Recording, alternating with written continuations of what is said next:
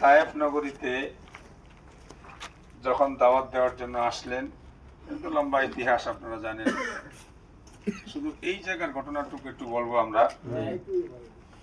রাসূল আরবি সাল্লাল্লাহু আলাইহি ওয়াসাল্লাম তায়েফ নগরীতে দাওয়াত দেওয়ার জন্য আসার পর তায়েফবাসীকে যখন দাওয়াত দেওয়া শুরু করলেন, তখন তায়েফের ছোট ছোট বাচ্চাদেরকে, তায়েফের যুবকদেরকে রাসূল আরবি সাল্লাল্লাহু আলাইহি ওয়াসাল্লামের পিছনে লেলিয়ে দেওয়া হলো। তখন তায়েফের ছেলেরা, তায়েফের বাচ্চারা, তায়েফের যুবকরা রাসূল আরবি সাল্লাল্লাহু আলাইহি ওয়াসাল্লামকে দাওয়াত তো গ্রহণ করলেনই না, বরঞ্চ পাথর দিয়ে আমার নবীকে রক্তাক্ত করেছে। আমার নবী করিম সাল্লাল্লাহু আলাইহি ওয়াসাল্লামের শরীর মুবারক থেকে রক্ত ঝরে পা মুবারকের জুতা পর্যন্ত আটকে গিয়েছিল। এই সেই শহর, সেই তায়েফ শহর। রাসূল আরবি সাল্লাল্লাহু আলাইহি ওয়াসাল্লাম সেই রক্তাক্ত অবস্থায় যেখানে বসেছিলেন, সেই জায়গাটি সামনে আছে, আমি ইনশাআল্লাহ দেখাবো আপনাদেরকে। ওটা একটি ব্যারিকেড দেওয়া আছে। রাসূল আরবি সাল্লাল্লাহু আলাইহি ওয়াসাল্লাম এই তায়েফ নগরীর দাওয়াত গ্রহণ না করার পরে আল্লাহর রাসূল সাল্লাল্লাহু আলাইহি ওয়াসাল্লাম ক্লান্ত হয়ে, একদম নিঃস্ব হয়ে এই জায়গায়, অর্থাৎ এই রাস্তা দিয়ে হেঁটে এই সামনে আগিয়ে একটি গাছের নিচে অবস্থান করছিলেন। সুবহানাল্লাহ। সেই গাছের নিচে যে অবস্থান করা অবস্থায় এই গাছের পাশেই একটি আঙ্গুরের বাগান ছিল। ওই জায়গাটি এখনো আছে, যদিও এখানে কোনো আঙ্গুরের বাগান এখন নেই, কিন্তু ওই বাগানের মালিক ছিল উতবা শাইবা, অর্থাৎ আবু জাহেল, আবু লাহাব, তাদের পুত্রদ্বয় উতবা শাইবাদের এই বাগান ছিল, তাদের মালিকানাধীন বাগান ছিল। তো তাদের একটা রীতিনীতি ছিল যে তাদের বাড়িতে, তাদের বাগানে অন্য কোনো মানুষ প্রবেশ করলে, অন্য কোনো মানুষ দূর থেকে কেউ আসলে, প্রবেশ করলে, তারা সেই বাগান থেকে বাগানের কিছু ফল ফ্রুট তাদেরকে খাওয়ার জন্য দেয়। তো এখানে সেটাই হয়েছিল। রাসূল আরবি সাল্লাল্লাহু আলাইহি ওয়াসাল্লাম এই ক্লান্ত অবস্থায়, রক্তাক্ত অবস্থায় এখানে যে গাছের নিচে বসার পর সেই দূর থেকে উতবা আর শাইবা এটা খেয়াল করেছেন যে একজন মানুষ এখানে এসে বসেছে, একজন মানুষ এখানে আসছে। তখন তাদের একজন কর্মচারী ছিল, একজন গোলাম ছিল, তার নাম ছিল আদ্দাস। তার কি নাম ছিল? আদ্দাস। দাজ্জাল। মিল আছে না? আদ্দাস ছিল তাদের একজন গোলাম। সে ছিল ধর্মে খ্রিস্টান। ধর্মে কি ছিল? খ্রিস্টান। তো তাকে ডাকা হলো, ডেকে বললো যে ওখানে একজন লোক বসে আছে, তাকে তুমি আমাদের বাগান থেকে এই এক থোপা আঙ্গুর দাও, অথবা কিছু ফল তাকে দাও। তখন এই আদ্দাস তখনও খ্রিস্টান, সে এরকম ভাবে এই কিছু আঙ্গুর এনে আল্লাহ রাসূল সাল্লাল্লাহু আলাইহি ওয়াসাল্লামকে দিলেন। আল্লাহ রাসূল সাল্লাল্লাহু আলাইহি ওয়াসাল্লামকে দেওয়ার সাথে সাথে তিনি তো খুব ক্লান্ত অবস্থায়, ক্ষুধার্ত ওই অবস্থায় আল্লাহ রাসূল সেখান থেকে আঙ্গুর নিয়ে জবানে উঠাইলেন বিসমিল্লাহির রহমানির রহিম বলে। যখন এই বিসমিল্লাহির রহমানির রহিম বলে আঙ্গুর মুখে উঠালেন, তখন এই আদ্দাস বললেন যে আপনি কে? আপনি যেই শব্দ চয়ন করলেন, যেই শব্দ আপনি ব্যবহার করলেন, এই শব্দ তো ব্যবহার করেনেওয়ালা কোনো ব্যক্তি আমি এই শহরে পাই নাই এবং কোথাও আমি দেখি নাই, আপনি কে?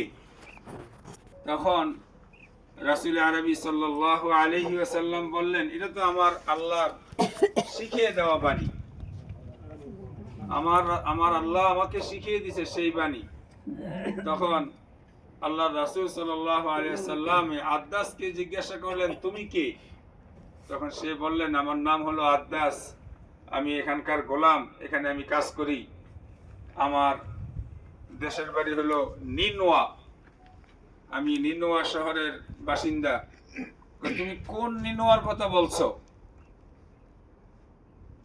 তখন আদ্দাস বলছেন যে নিনোয়া একটা শহর আছে, সেই নিনোয়াবাসী আমি। তখন আল্লাহ রাসূল আবার বললেন, তুমি কি সেই নিনোয়ার কথা বলছো যেই নিনোয়াতে আমার ভাই ইউনুস আলাইহিস সালাতু ওয়াস সালাম আসছিলেন? তুমি কি সেই নিনোয়ার কথা বলছো? আপনি ইউনুসকে কেমনে ছিলেন? আপনি ইউনুসকে কেমনে চিনেন? তখন আল্লাহ রাসূল বলছে, সে আমার ভাই, আমি কি তাকে চিনবো না? সেও একজন নবী, আমিও একজন নবী। হ্যাঁ, আমরা তো নবীরা ভাই, একজন আরেকজন ভাই। তখন এই খ্রিস্টান তাদের ধর্মে সে জানতো, তাদের ইতিহাসে এই ইউনুস আলাইহিস সালাতু ওয়াস সালামের সমস্ত ইতিহাস বর্ণনা করা আছে। সেই হিসেবে ইউনুস আলাইহিস সালাতু ওয়াস সালামের কথা বলার সাথে সাথে আদ্দাস আর দেরি করলেন না, সাথে সাথে আল্লাহ রাসূল সাল্লাল্লাহু আলাইহি ওয়াসাল্লামের কাছে বায়াত হলেন, ইসলাম ধর্ম গ্রহণ করলেন। লা ইলাহা ইল্লাল্লাহু মুহাম্মাদুর রাসূলুল্লাহ সাল্লাল্লাহু আলাইহি ওয়াসাল্লাম। এই তায়েফের সর্বপ্রথম এই আব্দুল্লাহ এই হযরতে আদ্দাস রাদিয়াল্লাহু তাআলা আনহু ইসলাম ধর্মের ছায়াতলে প্রবেশ করেছেন।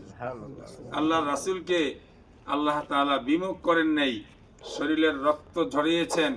হ্যাঁ, পা মুবারক, জুতা মুবারক পর্যন্ত রক্তে এরকম ভাবে আটকে গিয়েছিল, এত পরিমাণ রক্ত এই তায়েফের জমিনে ঝরছে। বড় বিষয় হলো এই তায়েফের অর্থাৎ এই পাহাড়ের ফেরেশতাগণ আল্লাহ রাসূল সাল্লাল্লাহু আলাইহি ওয়াসাল্লামের কাছে আসছেন, ইয়া রাসূলুল্লাহ, আপনি একটু হুকুম করেন, আপনার এই কষ্ট, এই ক্লেশ, এই অবস্থা আমরা সহ্য করতে পারতেছি না, আপনি একটু হুকুম করেন, আমরা দুই পাহাড়ের চাপা দিয়ে তায়েফবাসীকে আমরা শেষ করে দিই। রাসূল তো রাহমাতাল লিল আলামিন, রহমতের নবী। রাসূল করিম সাল্লাল্লাহু আলাইহি ওয়াসাল্লাম এত কষ্টের পরেও, এত পাথরের আঘাত খাওয়ার পরেও রাসূল আরবি সাল্লাল্লাহু আলাইহি ওয়াসাল্লাম বলেছেন, না, আজকে আমি যদি তাদের জন্য বদদোয়া করি, আজকে তারা যদি শেষ হয়ে যায়, তাদের পরবর্তী প্রজন্ম, তারা হয়তো আজকে আমাকে চিনে নাই, জানে নাই, আমি কে তারা বোঝে নাই, আল্লাহকে তারা বোঝে নাই, কিন্তু পরবর্তী প্রজন্ম ঠিকই বুঝবে। তখন এখন যদি তাদেরকে শেষ করে দেওয়া হয়, তখন তো আল্লাহ আল্লাহ বলনেওয়ালা কোনো ব্যক্তি থাকবে না। অতএব রাসূল আরবি সাল্লাল্লাহু আলাইহি ওয়াসাল্লাম তখন আল্লাহ তাআলার দরবারে দোয়া করেছিলেন, হেদায়েতের দোয়া করেছিলেন, হে আল্লাহ, তুমি তায়েফবাসীকে হেদায়েত দান করো, আল্লাহু আকবার, তায়েফবাসীকে হেদায়েত দান করো। আজকে সেই তায়েফ নগরীতে আমরা এসেছি। রাসূল আরবি সাল্লাল্লাহু আলাইহি ওয়াসাল্লামের তাজা রক্ত খননের মাধ্যমে, কোরবানির মাধ্যমে দিন আমরা পেয়েছি। আজকে তায়েফবাসী দিন পেয়েছে, সারা পৃথিবীর বুকে তায়েফের নাম মানুষের জবানে উঠে আছে। আসলে রাসূল আরবি সাল্লাল্লাহু আলাইহি ওয়াসাল্লাম যত কষ্ট করেছেন, যত মেহনত করেছেন দিনের জন্য, তার 1000 ভাগের 1 ভাগ কষ্ট আমরা করতেছি না। আমরা মুসলমানের ঘরে জন্মগ্রহণ করেছি, মুসলমানের সূত্রে, প্রত্যেক সূত্রে আমরা মুসলমান হয়েছি, কিন্তু ঈমান আনা